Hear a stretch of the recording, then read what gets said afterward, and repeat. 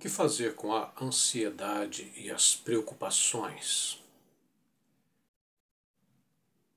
A ansiedade é algo normal do ser humano, até certo ponto, porque nós precisamos de ter aqueles avisos internos em nós que nos preparam para as discrepâncias, os obstáculos, os perigos que podem existir diante de nossos caminhos, em nossos planos e em nossas decisões. Então, ter ansiedade, sentir medo, ser tomado de apreensão, não é o fim do mundo, não é o fim da vida, não é algo anormal. E há momentos que nós precisamos estar com o nosso radar ligado e nós precisamos distinguir onde há os possíveis perigos, as possíveis armadilhas na vida, porque desta forma nós conseguimos nos precaver, nos preparar. Sempre foi assim com o ser humano. O ser humano se desenvolveu mais nas suas tecnologias, nas suas arquiteturas, nas suas construções, na sua culinária, quando teve dificuldades, quando passava pelas intempéries. Então ele ia desenvolvendo formas, meios, engenhos para conseguir superar o tempo, superar as dificuldades, superar os problemas. Os sofrimentos, as angústias acontecem nos determinados momentos da vida. E quando nós lemos o capítulo 10 de Marcos, do versículo 32 até o 34, você não deixa de perceber que isto acontecia também com Jesus, com os seus discípulos. Em Marcos capítulo 10, 32 a 34, fala que eles iam para Jerusalém. Você depois pode ler esse texto com calma. Se quiser pausar o vídeo, ler o texto, não deixe de religar o vídeo e assistir o vídeo até o fim. Isso vai ajudar o algoritmo a valorizar nosso canal para que nossos vídeos possam atingir mais pessoas, quem sabe beneficiar mais pessoas. Não deixe também de dar o seu like, fazer um comentário, mesmo que seja simples, sobre o que você achou da mensagem, do texto aqui. E se inscreva em nosso canal, ative o sininho para ficar sempre bem atualizado das reflexões que nós fazemos por aqui. Mas note que Jesus estava indo para Jerusalém, eles estavam a caminho, diz o versículo 32, estavam subindo para Jerusalém. E todos nós sabemos o que ia acontecer em Jerusalém. Já se aproximava dos momentos finais da vida de Cristo aqui na terra. Ele ia para lá, ele já havia avisado os seus discípulos mais de uma vez o que estava para acontecer. Os discípulos não assimilavam, não entendiam completamente o que Jesus queria dizer, principalmente quando ele falava que ia morrer, ser crucificado e ressuscitar. Apesar do Mestre ter ressuscitado várias pessoas, ele morrer e ressuscitar era algo que os discípulos tinham até medo de perguntar sobre isso. Pedro foi até repreendido por Jesus porque Pedro disse que nada daquilo iria acontecer. Então os discípulos iam apreensivos, diz o texto aqui, que eles estavam a caminho, eles se admiravam e seguiam tomados de apreensão. Jerusalém era o objetivo de Jesus agora. Ele sabia que era o momento final, ele sabia o que tinha que passar, ele realizou milagres, ele ensinou as pessoas, ele contava as parábolas, ele pregava os seus sermões, orientando a vida das pessoas para aquilo que era a vontade do Pai. E agora ele ia cumprir com seu próprio sacrifício o clímax da sua vinda aqui na Terra. O porquê dele ter vindo aqui na Terra foi ensinar, foi mostrar o poder restaurador dos céus, de uma realidade suprema, e mostrar principalmente o amor do Pai, o amor de Deus, chamando de volta a humanidade para si. E o clímax desse chamado é a própria vida do Filho de Deus. Ele ia fazer um sacrifício de si mesmo, ele ia se oferecer para receber em seu corpo e no seu sacrifício, ele receber tudo aquilo que nossos desvios, nossas distorções causaram e causam em nós, causam na humanidade.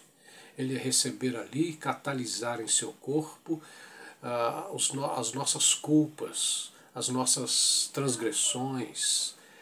Era isso que ele ia fazer em Jerusalém. Ele ia passar por tortura, pelo total dos assédios que tinha passado, tudo ia explodir lá em Jerusalém. Ele sabia disso e mesmo assim ia intrépido, ia resoluto em direção a Jerusalém. Ele poderia ter ido para outro lugar, poderia ter ficado em Cafarnaum, já que ele morava por lá, poderia ter ficado ensinando com mais calma por lá naquela região, não provocar os poderes constituídos. Nós poderíamos pensar assim. Nós poderíamos colocar nosso enredo no lugar, pensando, Jesus não precisava fazer nada disso, quem sabe até fugir dali, sair da Palestina, ir para o mundo grego, para outros lugares, fazer os milagres lá, evangelizar para outros povos. Só que Jesus obedecia aos planos do Pai. E aqui está o ponto. As pessoas querem escapar nas suas vidas, as pessoas querem criar nas suas vidas realidades diferentes e não procuram saber a vontade do Pai. Jesus nos dá um exemplo, nos dá um ensino, além do sacrifício que ele fez por nós, ele mostra nas suas atitudes a obediência, a objetividade. Muitas vezes as pessoas querem ter uma boa vida, uma ótima vida, mas não querem obedecer a Deus. Eles querem traçar seus próprios caminhos. É assim que as pessoas pensam, é assim que o mundo pensa, e o mundo é esse sistema de ilusão, é esse sistema de vaidades, é esse sistema, esse conjunto de sistemas que você está vendo aí. Estão se matando, fazendo guerras, estão roubando do povo para continuarem no poder. Isso é o mundo. O mundo é essas pessoas fazendo festas em torno de seus ídolos, de idolatrias, em torno de seus desejos, enquanto o latrocínio, a criminalidade cresce, enquanto doenças crescem. O mundo é isso, é cheio de cegueiras, cegueiras sistêmicas, cegueiras organizacionais, cegueiras culturais, cegueiras sociais. Dizem que estão ajudando fazendo um bem social e, na verdade, estão desviando verbas. Esse é o mundo, esses são os sistemas religiosos que abrem a Bíblia e ficam dizendo que estão pregando, mas na verdade estão amealhando poder sobre suas comunidades. Querem ter poder, querem controlar, querem ter o poder financeiro sobre suas comunidades. Querem que as suas igrejas sejam seus clubes de suas próprias famílias e não um lugar de transformação e de renascimento para aqueles que precisam de uma nova vida. Então, isso é o mundo, esses são os sistemas. O ser humano é assim. Haverá uma restauração? Haverá. Mas enquanto isso, nós temos que divulgar o Evangelho. O Evangelho é esse conteúdo desde o princípio, é o conteúdo que mostra a origem do todo, é o conteúdo que mostra onde nós nos desviamos, onde o caminho foi quebrado e mostra que nós devemos retomar o caminho certo. Não quer dizer que você vai ser perfeito, mas quer dizer que você estará andando no caminho de uma consciência mais sublime. Isso é o Evangelho.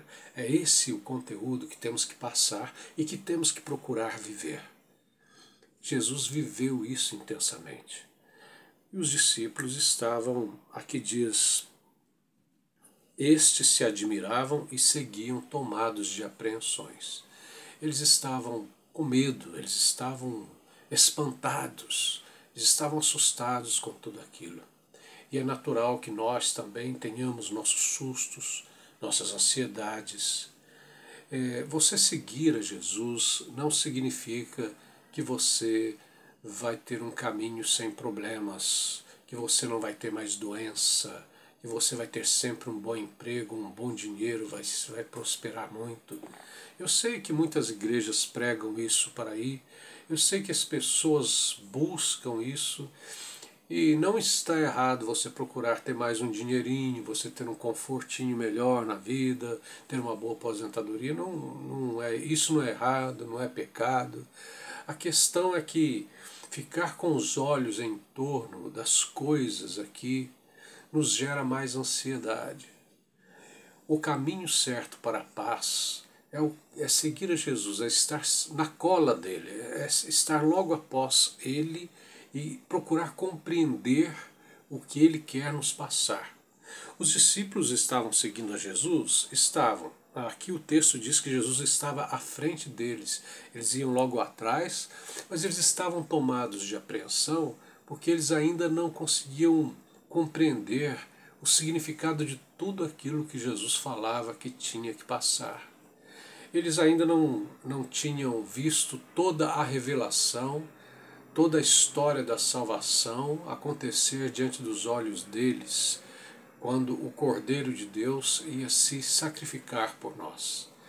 Então eles eram tomados de apreensão, porque também não tinham visto ainda a ressurreição do próprio Jesus acontecer.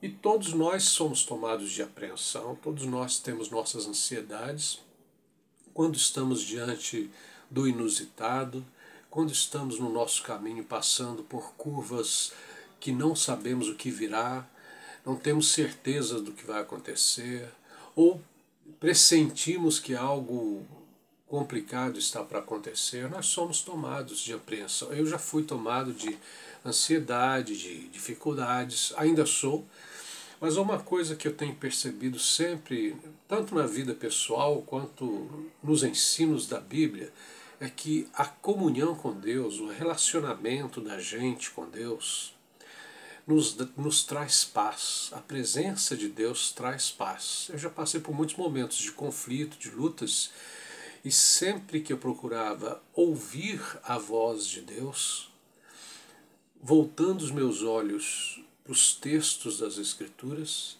então havia um alívio, havia um crescimento de paz. Era como se estivesse, assim, a grosso modo, né, fazendo uma comparação meio não tão justa, mas como se tivesse tomado um ansiolítico, como se tivesse tomado um remédio. Só que é algo natural, mas na verdade é espiritual, você receber essa paz de Deus, porque você se volta para a palavra dele e porque você confia no que ele está dizendo ao seu coração. Então eu passei por lutas, por dificuldades, mas sempre a presença do Senhor fez total diferença. E é isso que a prática da oração, é a prática de andar seguindo Jesus, traz a você. E o próprio Jesus disse: no mundo vocês vão ter aflição, mas tenham bom ânimo, eu venci o mundo. Jesus sabia que ia passar pelas torturas e sacrifício, mas ele sabia que ele ia ressuscitar.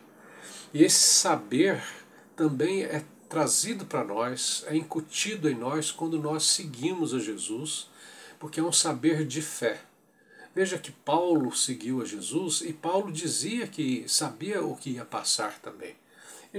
Paulo era perseguido, passava por várias dificuldades e continuava com aquela mentalidade de missão. Ele falava assim que era importante que ele cumprisse a missão dele, que era espalhar o Evangelho para o maior número de pessoas possível. E ele fazia isso como quem está assim vivendo uma vida maravilhosa. Mas só que ele estava no meio de perigos, de risco de vida, só que ele vivia isso com intensidade. E essa é a diferença da mentalidade desse mundo, das pessoas que seguem o que o sistema traz para elas, e das pessoas que têm a mentalidade segundo Jesus. As pessoas que estão no caminho da verdade, as pessoas que estão no caminho da iluminação, que estão seguindo os princípios que vêm das Escrituras do Antigo e do Novo Testamento. essas escrituras, essa revelação vai formando uma mentalidade de um novo ser, uma nova pessoa em você.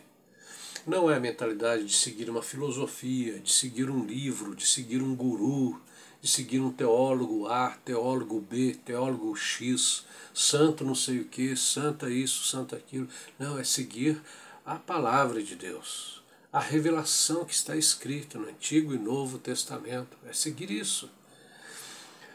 Então veja que Jesus, ele chamou os discípulos à parte, eles estavam caminhando, estavam indo, e ele chama os discípulos à parte, e de novo ele explica o que vai acontecer. Ele fala que vai ser entregue aos principais sacerdotes, os sacerdotes, os religiosos vão entregá-lo na mão dos gentios, quer dizer, na mão dos romanos. Aqui é a primeira vez no texto, no livro, no Evangelho de Marcos, que é falado que Jesus vai ser entregue aos gentios, quer dizer, aos não-judeus.